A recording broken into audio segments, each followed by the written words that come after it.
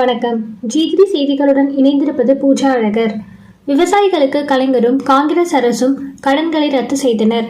ஆனால் பிஜேபி 68,607 கோடி கார்ப்பரேட் நிறுவனத்திற்கு தள்ளுபடி செய்தது என கரூரில் கனிமொழி விளக்கம் அளித்தார்.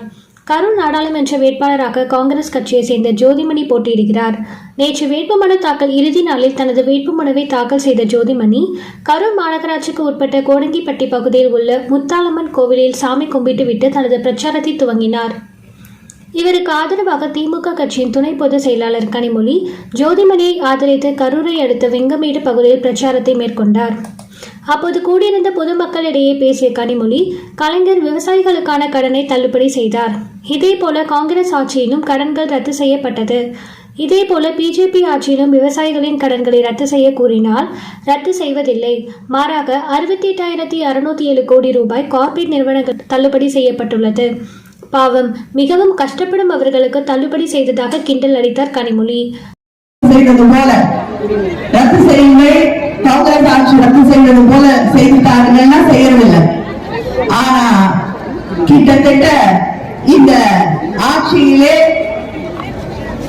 68,607 கோடி கடன் ரத்து செய்யப்பட்டிருக்கு. யாருக்கு? கார்ப்பரேட் நிறுவனங்களுக்கு. ரொம்ப கஷ்டப்படுறாங்க பாருங்க. அடுத்த வேலை சாப்பாட்டுக்கு இல்லாம அவங்களுக்கு கார்ப்பரேட் பெரிய பெரிய நிறுவனங்களுக்கு 68,607 கோடி.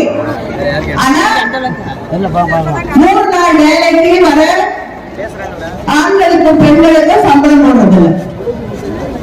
6 மாசம் 4 மாசம் என்று இழுத்தடிக்கிறார்கள் சாதாரண மக்களுக்கு. இப்படிப்பட்ட இந்த ஆட்சி விரைவிலே வீட்டுக்கு அனுப்பப்பட வேண்டும். தொடர்ந்து பேசிய அவர், 100 நாட்கள் வேலைக்கு வரும் ஆண் மற்றும் பெண்களுக்கு 4 மாதம் முதல் 6 மாதம் வரை சம்பளம் போடாமல் இழுத்தடிக்கிறார்கள் என குற்றம் சுமத்திய அவர், இந்த ஆட்சி விரைவில் வீட்டுக்கு அனுப்பப்பட வேண்டும் என்றார். G3 செய்திகளுக்காக கரூர் மாவட்ட செய்தியாளர் ரா சம்பத்குமார். உங்கள் ஊர் நிகழ்வுகளை உடனுக்குடன் தெரிந்து கொள்ள G3 ஆன்லைன் டிவியை சப்ஸ்கிரைப் செய்யுங்கள்.